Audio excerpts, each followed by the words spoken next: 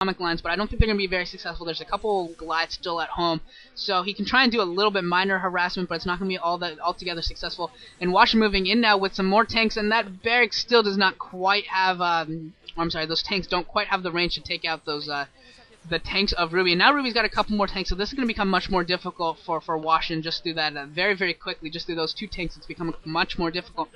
And assuming, of course, that Ruby continuously aggressively resupplies this area with more and more tanks, that's going to be tough for Hwasin to get up. But Hwasin actually going to take a different route, going to take the second ramp out of his out of that low ground, and now he's going to be on the same ground as Ruby, and I think that's a tactical mistake by Ruby, not positioning any tanks towards that the elbow there between the two ramps. In the last couple games I've seen on this map, aggressors really took that elbow first and tried to establish that not allow their opponent up either ramp. I think that was a little bit of a mistake on Ruby's part. But now Ruby going to try and bypass the tank line completely of Hwasin, going to try and just go for the natural expansion here. And this could be pretty effective. SCV's coming off the line for Hwasin, but there are a lot of Goliaths as well, and I don't know how effective those are going to be. And Wraith coming as well, dying already, and a lot of SCVs are going down here. But the tanks for most of the tanks for Ruby have gone down, but virtually only one has. Oh my lord, Hwasin lost a ton of SCVs, an absolute ton of SCVs. Hwasin is falling way behind right now. Just sheer economies. Hwasin playing rather poorly there, I think. Not very effective with bringing his SCVs off the line. Brought them off a little bit early. His tanks, when he sieged them, weren't even really in good range there.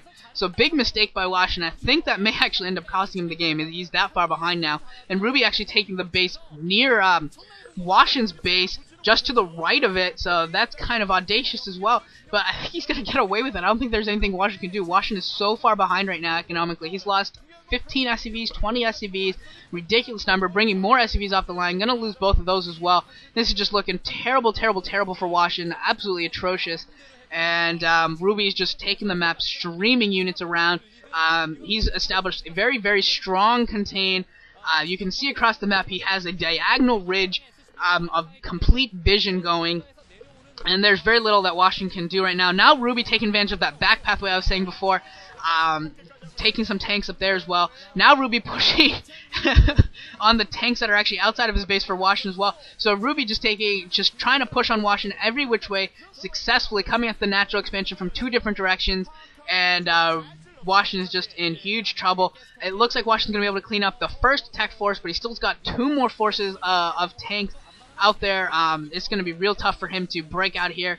And his natural expansion command center is actually almost dead. He's been forced to lift it. So Hwasin falling even more economically behind. Ruby now on 3 base. I believe that 3rd base also has a gas, so he's just falling hugely, hugely behind. And to be honest, I think Ruby's pretty much won this. Not quite ready to call it quite yet, but pretty much there. It's going to be really, really tough for Hwasin to really come back from this. Hwasin losing another tank there, and Ruby can really trade tank for tank here. Really, Ruby can trade a lot for a lot, and he'll be very, very happy to do so. And now Ruby pushing in with more forces, another couple Goliaths and or a couple tanks and a Goliath. Some mines going off, killing off the Goliath, but there's still 4 or 5 tanks there for Ruby, and I'm sure Ruby's got more factories going up as well. He's going to be able to push out with a lot of forces soon. I think we see some vultures, maybe Goliath streaming in something. And that command center is almost dead. It's at like 40 health. And Ruby's in there right now doing some more damage. Going to be able to take down that siege tank of Wash. Maybe not. No, not quite able to. There he is. Now he's able to do so. And now that command center is going to fall. Ruby just needs to focus fire on it like once, and that thing's going to die.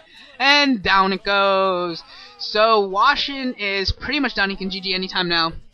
Now that he's lost his second base, he's down 3 bases to 1. He's done, and he's contained. And you know what? If Ace was really going to win this match against STX, they really needed this win. I think they really needed that TVT win over Hwasin, because obviously Calm was going to be really difficult to beat, and I think Cal is going to stomp on Reach. I think that's going to be a really tough game for Reach. And then they're also going to need a win from Dark Elf, so I think they're going to need wins from both their Terrans. They get the first one here from Ruby, playing quite well against Hwasin. That Vulture harassment was absolutely brilliant.